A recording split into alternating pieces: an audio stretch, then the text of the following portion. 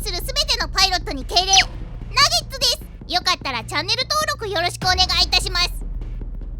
Twitter もよろしくね。さあ、まだまだ奥深いストレンジリアルの世界史をざっくりと解説していこうと思います。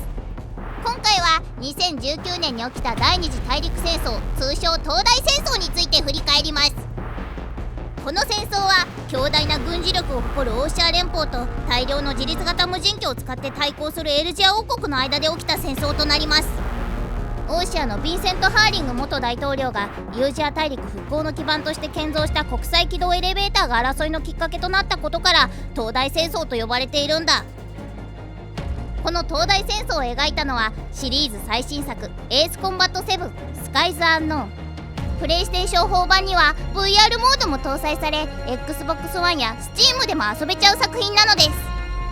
当時プレイステーション VR で一番最初に遊んだのがエースコンバット7なんだよな。全然買えなくて前にとか通ったのが昨日のことのように思い出すな。まずこの戦争を一言で言うならズバリ無人機時代の戦争です。ユージア大陸復興の要として建造された国際軌道エレベーターはオーシア軍を含む IUN 国際停戦監視軍によって守られていました。この建造物をエルジア王国はオーシアによる搾取の象徴であると捉え、2019年5月15日に宣戦を布告。エルジアは無人機による正確無比な攻撃で軌道エレベーターを占拠し、防衛用の巨大無人機アーセナルバード2機をも接収。さらに船に忍ばせた無人機を用いてオーシア大陸各地の軍港にダメージを与え、オーシア本土から手出しができないようにしました。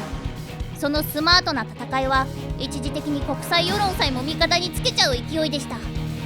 そんな劣勢のオーシア軍に所属する戦闘機パイロットトリガーですが、ある理由で懲罰兵が所属する444基地に送られてしまいました。そこで出会ったエイブリルという囚人はスクラップクイーンの異名を持つジャジャ馬エンジニアで、彼女はオーシア大陸からこの基地に収監されてしまったんだ。トリガーも含め囚人たちが乗る機体は彼女により整備されていたんだって。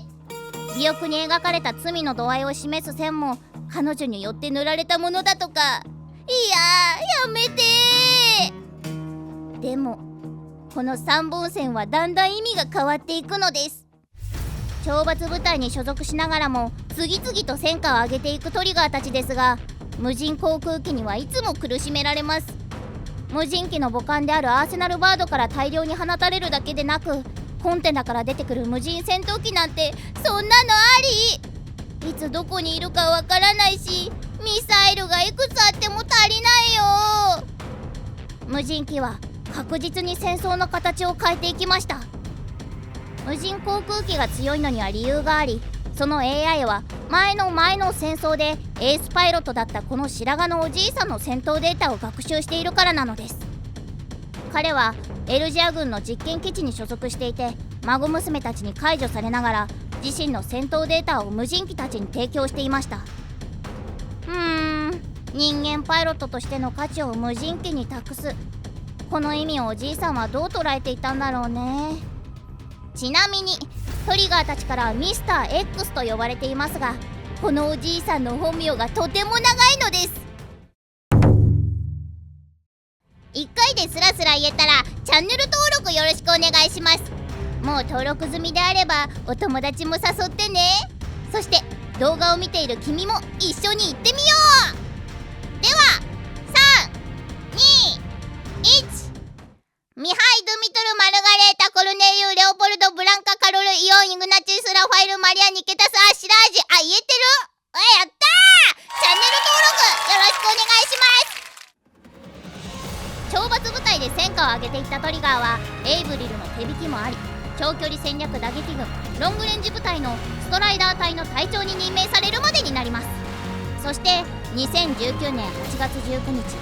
軌道エレベーターを守るアーセナルバード1番機リバティはトリガーたちによる攻撃と合わせ、オーシア軍による復旧で蘇った巨大なレールガンストーンヘンジの砲撃で撃墜されます。やっほーい。さらにオーシア軍の大規模な反攻によりエルジア軍は追い詰められ、ついにオーシア軍はエルジア首都ファーバンティを制圧したのです。やったねトリガー、最高！しかし偶然にも両軍が同時に実施した衛星破壊作戦によってケスラーシンドロームが発生し、地上では敵味方の識別ができない大混乱状態に陥ってしまうのです。本当に大バカ野郎だな。そんな状況でもトリガー率いるストライダー隊は無人機の根源たるミスター X ことミハイを撃墜しました。そしてエイブリルが呼びかけた有志連合、さらにはエルジア国王女コゼットの協力も得て、ついにアーセナルバード2番機ジャスティスを破壊。戦争は終結に向かうはずでした。ところが自動で稼働する無人機生産工場ではミハイの最新戦闘データを載せた機体が新たに2機製造され、軌道エレベーター周辺に展開していた有志連合部隊が次々と撃墜されてしまいます。さらに新型無人戦闘機は軌道エレベーターが持つ電波塔としての機能を使ってユージア大陸各地の無人機生産工場に自身のデータを送ろうとしていたのです。それがもし成功したら超強い無人戦闘機がたくさんできちゃうってこと。みたい。果たしてトリガーたちはこの無人機を倒し戦いを終結させることができるのか。もし気になったらぜひエースコンバット7をクリアしてくださいね。君が歴史を作るのだ。いかがでしたか。東大戦争のざっくり解説をお送りしました。この解説シリーズによってみんなにストレンジリアル世界の面白さが少しでも伝わってたら嬉しいな。これから僕にやってほしいことや言ってほしいところがあればどしどしリクエストしてくださいね。そしてエースコンバットの新作も日夜開発が進んでいるとのこと。今後何か発表されることを僕も期待しています。スタッフの皆さん頑張って。そしてみんなも応援の声をコメント欄に送ってくださいね。バイバイ。敬礼ピヨ。天国のトラジは元気にしてるかな。